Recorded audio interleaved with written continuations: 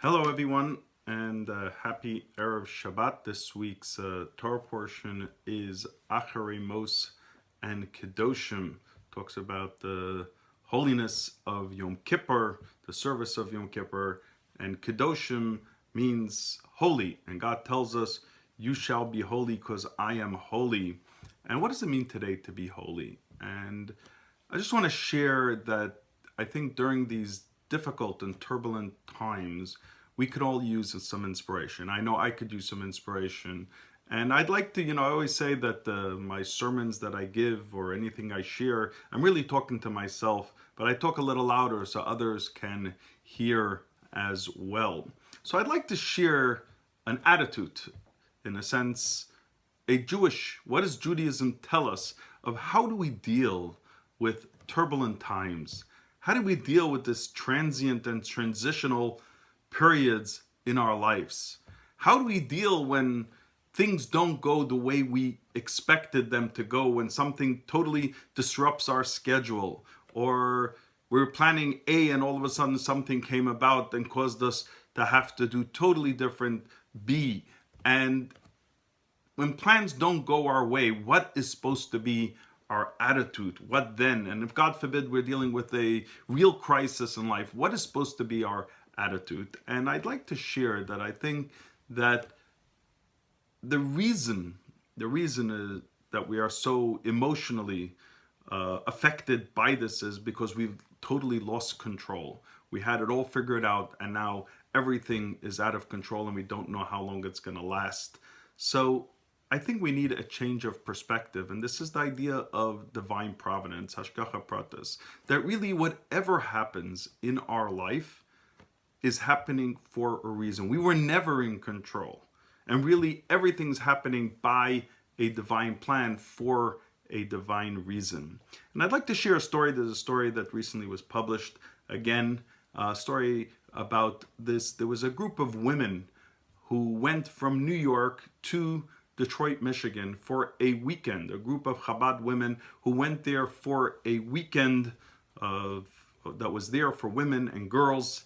And what happened was, when the weekend was over and they were going to travel back to New York, they came to the airport, they're waiting to board their gate, when all of a sudden they found out that the flight was canceled due to a snowstorm.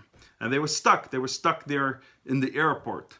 As a matter of fact, one of the organizers of the event, her name was Mrs. Miriam Popak, she immediately went to a payphone, for those that remember what a payphone is, and started chugging in a bunch of quarters into the phone to call Chabad Lubavitch World Headquarters to the Lubavitch Rebbe's office to ask what should they do.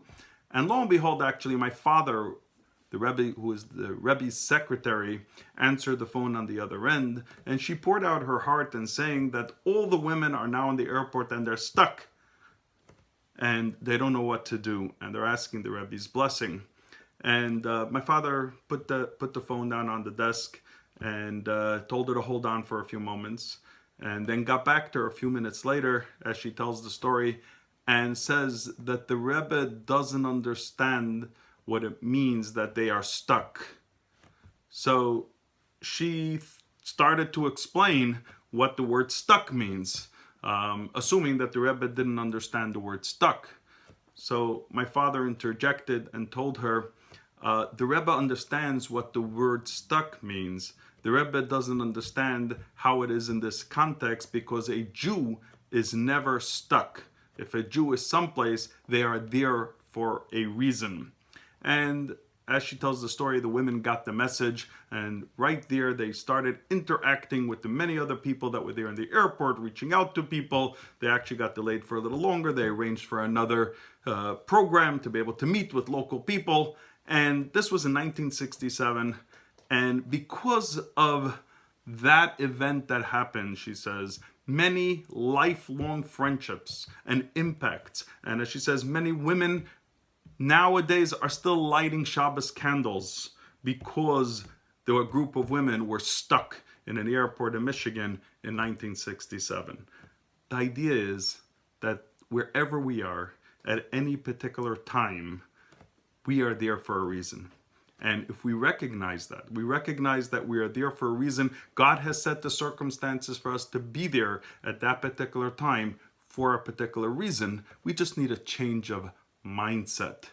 And, one of the things that are frustrating everybody is we don't know how long this is going to last. Everybody's looking for when will this be over. And because of that, we're sort of feel in limbo. We feel we're neither here nor there. And I want to share another story, another inspirational story about this Rabbi Avram Glick, who was from Melbourne, Australia, where shortly after he got married, he married a woman, a girl from Worcester, Massachusetts, and he was offered a job in Worcester, Massachusetts, working with youth in the community.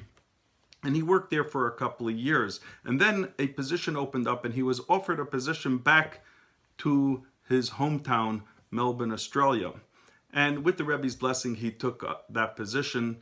And they were getting ready to move, but it was taking time till they were working out all the details for them to be able to move to Australia. And he sort of felt in limbo. He felt like he was not accomplishing anything. He felt he was treading water because he basically wrapped up that which he was supposed to accomplish, and he wasn't going to start new programming in Worcester, Massachusetts, but he couldn't yet go to Australia. And he happened to have a private audience with the Lubavitcher Rebbe at that time, during that time period, and he shared his frustration with the Rebbe. And the Rebbe shared with him and said and explained to him that when the Jews were traveling in the desert, they traveled for 40 years. There were times where they had to set up the Mishkan, the tabernacle. Sometimes it was set up for one day. Now, you have to realize this wasn't the little Boy Scouts tent. Thousands of detail, hundreds of people, the priests, the Kohanim, the Leviim, the details, thousands of sockets had to be put together to put together a full structure of the sanctuary. And sometimes it was put together just for the functioning of one day. And the Rebbe shared with him a message: a Jew is never transient. Wherever you find yourself, if you find yourself there even for one day, or maybe for many years, doesn't make a difference. A Jew is never transient. And it is worth all the effort to figure out what is my mission to accomplish on this day. A whole sanctuary can be set up just to be able to accomplish. I have today. My question is, what am I supposed to do today? There's no such thing as transient. And I'd just like to conclude with one more such circumstance, if you want to say, and perhaps another story, which is what happens if, God forbid, things don't go. We were faced with a crisis. We're faced with an illness. We're faced with a true difficulty. We feel our life has totally been put on hold because of something that really shouldn't be there at all. So there's a story told which actually the son of a chassid of the Lubavitcher Rebbe, he tells the story that his father was once hospitalized, and it happened to be during the high holiday season, and the Rebbe was sharing lekach, which is honey cake, before Yom Kippur, and the son happened to go by, and the Rebbe gave him a piece of honey cake for himself, and the Rebbe gave him a piece of honey cake for his father as well.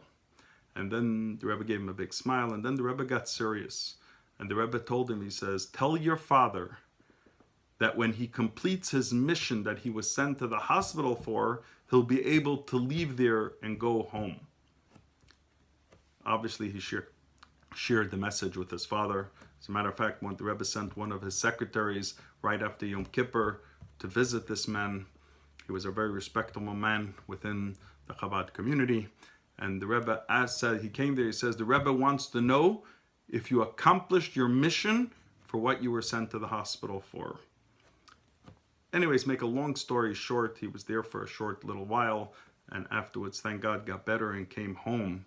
It wasn't until many, many years later, after this fellow passed away, and they were sitting Shiva, that a doctor came to visit.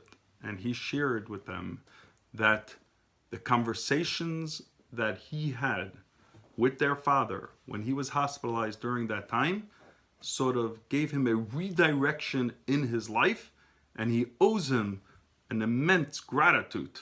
And they never knew what that the father had an impact on somebody during that hospital stay in such a great way. The lessons that we learn from these stories is that when life gives us a curveball, when life seemingly takes a detour, that is not out of control. That is in God's control for a reason. We are never stuck. We are never transient. Wherever place we find ourselves at any given day, there is something that we can do that would not happen otherwise. And even in crisis situations, we are there for a reason. There's something that is happening, something that God is directing us in a certain direction for us to be able to accomplish and fulfill. So let us hope. Let us hope that we can realize this. We should all be able to accomplish the missions. I mean, every single day, whenever I talk to anybody and they lament the current situation, they always come back with a but. But you know what? We've been keeping Shabbat every Friday night as a family. We've been reaching out. There's so many things. Somebody told me just this week, I met my next door neighbor, has been living next door to me, but we never had a conversation before. I didn't know, and they became close friends just now because of this current situation. Let us recognize that we're not stuck. Let us be holy. Holy means bringing mission and purpose into every aspect of our life. Let us all hope that we can accomplish the missions that we need to accomplish, each and every one of us in our own personal lives, and that should have an impact on our community. And let us hope that that mission should very quickly be completed, and we should all be able to reunite together very quickly, very soon, without any pain, without any suffering, and only health and happiness in everyone's life. Shabbat Shalom. Look forward to meeting you all very, very soon. Shabbat Shalom.